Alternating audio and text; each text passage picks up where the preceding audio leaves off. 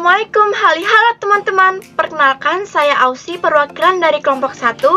Pada video kali ini kita akan belajar bersama mengenai evolusi. Apa saja sih yang akan kita pelajari? Kita akan membahas bersama mengenai pengertian evolusi. Lalu yang kedua, pengertian evolusi menurut para ahli. Yang ketiga, prinsip evolusi. Yang keempat, petunjuk-petunjuk evolusi. Yang kelima, mekanisme evolusi. Yang keenam, pola-pola evolusi. Yang ketujuh, mekanisme isolasi evolusi. Yang kedelapan, perkembangan teori evolusi. Yang kesembilan, faktor-faktor pendorong terjadinya evolusi. Yang kesepuluh, faktor yang dapat menyebabkan terjadinya perubahan keseimbangan frekuensi gen. Yang kesebelas, dasar teori evolusi. Lalu yang terakhir adalah teori evolusi. Gimana? Sudah pada siap? Saksikan ya. Pengertian evolusi. Evolusi merupakan cabang biologi yang mempelajari sejarah asal-usul makhluk hidup dan keterkaitan genetika antar makhluk hidup satu dengan makhluk hidup yang lainnya. Evolusi secara harfiah dapat diartikan pula sebagai perubahan perlahan-lahan.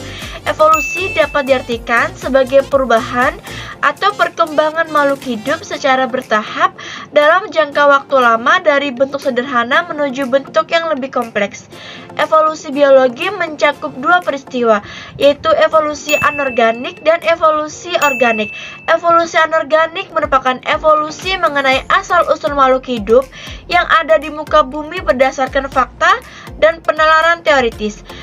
Evolusi organik merupakan evolusi mengenai asal-usul spesies dan hubungan kekerabatannya. Secara garis besar, ada beberapa kategori evolusi, yaitu evolusi progresif, evolusi regresif, evolusi divergen, dan evolusi konvergen. Evolusi progresif merupakan evolusi yang mengarah pada kemungkinan populasi suatu spesies dapat bertahan hidup. Kedua, evolusi regresif merupakan evolusi yang mengarah pada kemungkinan populasi suatu spesies menjadi punah. Yang ketiga, evolusi divergen merupakan evolusi yang terjadi ketika suatu spesies yang berbeda berkembang dari nenek moyang yang sama. Yang terakhir adalah evolusi konvergen, yaitu evolusi yang terjadi ketika dua spesies yang berkerabat jauh memiliki sifat atau karakteristik yang sama atau mirip. Evolusi menurut ahli. Yang pertama ada Plato pada tahun 447 sampai 347 sebelum Masehi. Plato menyatakan bahwa evolusi akan mengubah dunia yang organismenya sudah ideal dan beradaptasi sempurna dengan lingkungannya. Yang kedua ada Aristoteles pada tahun 384 sampai 322 sebelum Masehi. Aristoteles menganut teori skala alami. Menurutnya, setiap bentuk kehidupan makhluk hidup mempunyai suatu tangga dengan anak tangga masing-masing yang ada pada tingkatan yang berbeda. Yang ketiga, ada Jean Baptiste de Lamour pada tahun 1744 sampai 1829. Ada gagasan pertama berkaitan dengan bagian tubuh yang digunakan dan tidak digunakan oleh makhluk hidup. Dan gagasan kedua, Lamarck, berkaitan dengan pewarisan sifat atau ciri-ciri yang diperoleh makhluk hidup dalam beradaptasi dengan lingkungannya. Yang keempat ada Charles Robert Darwin pada tahun 1809 sampai 1842. Darwin menilai bahwa evolusi terjadi melalui proses seleksi alam. Makhluk hidup yang mampu menyesuaikan diri dengan alam dan dapat bertahan hidup dan akan mati jika tidak dapat menyesuaikan diri.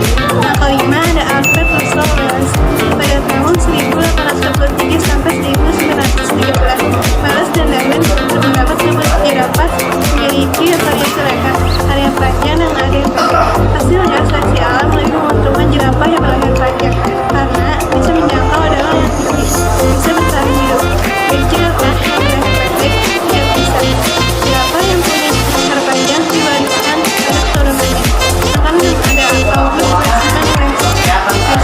Weismann berpendapat bahwa perubahan salah satu sebuah lingkungan tidak diwariskan pada turunannya. Prinsip evolusi. Evolusi didorong oleh dua mekanisme utama, yaitu seleksi alam dan hanyutan genetik. Seleksi alam merupakan sebuah proses yang menyebabkan sifat terwaris yang berguna untuk keberlangsungan hidup dan reproduksi organisme menjadi lebih umum dalam suatu populasi, maka sebaliknya, sifat yang merugikan menjadi lebih berkurang. Hanyutan genetik merupakan sebuah proses bebas yang menghasilkan perubahan acak pada frekuensi sifat suatu populasi. Terdapat 5 prinsip evolusi. Yang pertama, spesies baru bukan merupakan bentuk dari yang paling sempurna yang berlangsung hidup, tetapi berasal dari bentuk sederhana yang belum terspesialisasi. Yang kedua, evolusi tidak selalu dari yang sederhana ke kompleks. Yang ketiga, pada suatu saat evolusi terjadi lebih cepat daripada yang lainnya. Yang keempat, laju kecepatan evolusi tidak berlangsung sama pada tiap-tiap organisme yang berbeda.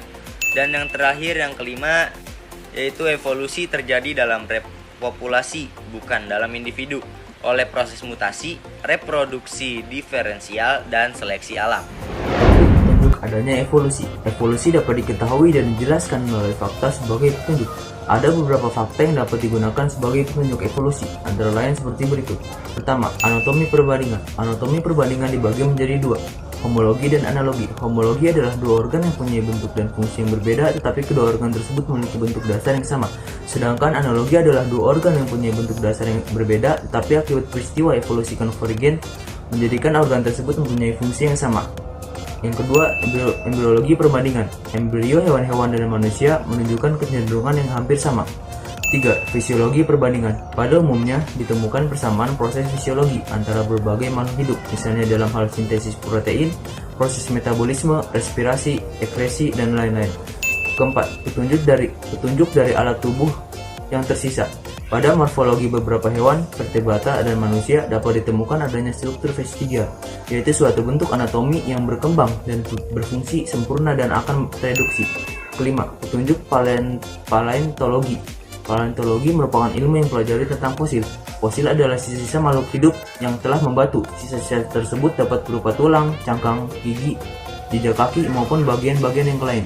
Yang keenam, biokimia dan genetik. Yang ketujuh, seleksi alam. Dan yang terakhir, variasi individu dan satu keturunan. Mekanisme evolusi.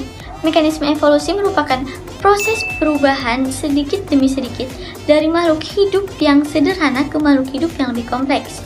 Mekanisme evolusi ini dapat dijelaskan melalui 3 proses.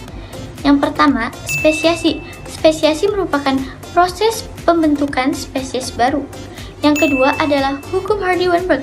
Hukum Hardy-Weinberg merupakan perubahan frekuensi gen yang terjadi pada suatu populasi. Hukum ini tidak akan mengalami perubahan jika ukuran populasi besar, tidak terjadi mutasi, tidak terjadi migrasi atau aliran gen, perkawinan secara acak, dan juga tidak terjadi seleksi alam. Yang ketiga, pola-pola evolusi. Pola-pola evolusi ini meliputi evolusi divergen, evolusi konvergen, radiasi aditif, dan juga koevolusi. Pola evolusi. 1. Evolusi divergen merupakan proses yang terjadi ketika suatu spesies yang berbeda berkembang dari nenek moyang yang sama. 2. Evolusi konvergen yaitu merupakan proses yang terjadi ketika dua spesies berkerabat jauh memiliki sifat atau karakteristik yang mirip. 3. Radiasi adaptif. Radiasi adaptif merupakan proses yang terjadi ketika sejumlah anggota populasi tunggal mengalami evolusi divergen secara bersama. 4. Koevolusi. Koevolusi merupakan proses yang terjadi ketika dua spesies yang sama melakukan evolusi dan saling mempengaruhi satu sama lain. Mekanisme isolasi evolusi. 1.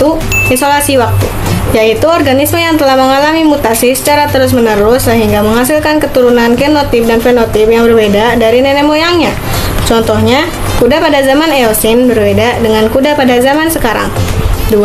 Isolasi geografi, yaitu apabila dua daerah memiliki karakteristik berbeda, maka tekanan seleksi lingkungan terhadap populasi akan berbeda, sehingga aliran gen antar subspesies akan terputus. Contohnya, burung di Kepulauan Galapagos. Jarak antar pulaunya jauh, sehingga perkawinan populasi satu pulau dengan pulau lainnya jarang terjadi. 3. Domestikasi, yaitu pemindahan organisme liar ke dalam lingkungan baru yang diciptakan manusia sehingga menyimpang dengan sifat aslinya. 4. Mutasi kromosom, yaitu perubahan kromosom termasuk delesi, insersi, duplikasi, translokasi, dan katenasi. Perkembangan teori evolusi. Teori evolusi juga mengalami evolusi atau perubahan sesuai dengan perubahan zaman dan perkembangan teknologi. Perkembangan teori evolusi tidak lepas dari perkembangan bidang-bidang ilmu yang lain terkait dengan genetika, biokimia, biologi molekuler, fisiologi, dan lain-lain. Teori evolusi berkembang sejalan dengan perubahan zaman dalam arus globalisasi. Dengan berkembangnya ilmu pengetahuan, maka teori evolusi mengalami perkembangan. Adapun perkembangan teori evolusi terbagi menjadi dua, teori evolusi sebelum Darwin dan teori evolusi setelah Darwin. Faktor-faktor pendorong terjadi evolusi yang pertama adalah mutasi gen, yang kedua rekombinasi gen, yang ketiga hanyutan genetik, dan yang keempat adalah aliran gen. Faktor yang dapat menyebabkan terjadinya perubahan keseimbangan frekuensi gen: 1. Perkawinan tak acak, 2. Migrasi, 3. Hanyutan genetik, 4. Seleksi alam, 5. Mutasi, 6. Kombinasi dan seleksi.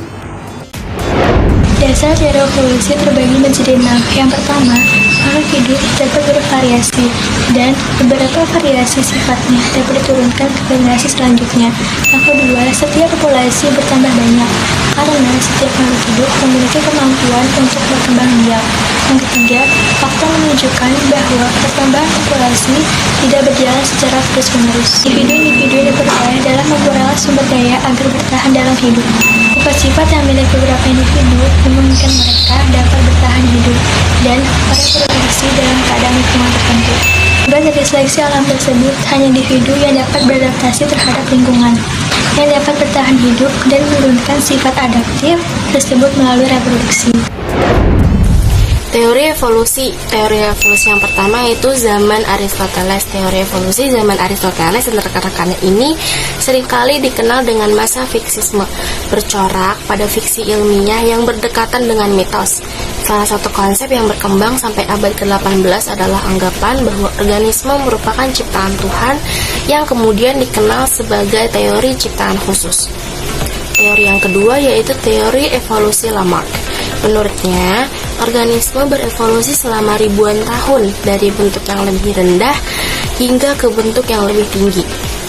Sebuah proses yang masih berlangsung dan puncaknya adalah manusia dan karakteristik organisme akan diwariskan. Teori yang ketiga yaitu teori evolusi Darwin. Ia menyimpulkan bahwa beragam organisme memiliki nenek moyang yang sama dan makhluk hidup telah berubah secara drastis sepanjang sejarah bumi. Teori yang keempat yaitu teori evolusi Weismann. Dia berpendapat bahwa hanya perubahan pada sel germinal saja yang dapat diwariskan, bukan sel tubuh. Gimana? Masih pada semangat kan belajarnya? Sebelum kami mengakhiri video ini, kalian juga harus tahu contoh dari evolusi itu apa. Nah, contoh dari evolusi itu leher jerapah yang menjadi lebih panjang dengan meregangkannya untuk mencapai pohon yang lebih tinggi. Sifat fisik tersebut kemudian diturunkan pada generasi selanjutnya. Wow, cukup menarik bukan? Jangan takut akan penelitian, karena penelitian akan membuatmu memiliki soft skill yang berguna di masa yang akan datang. Sekian dari kami, kurang lebihnya mohon dimaafkan. Wassalamualaikum warahmatullahi wabarakatuh. Sampai jumpa.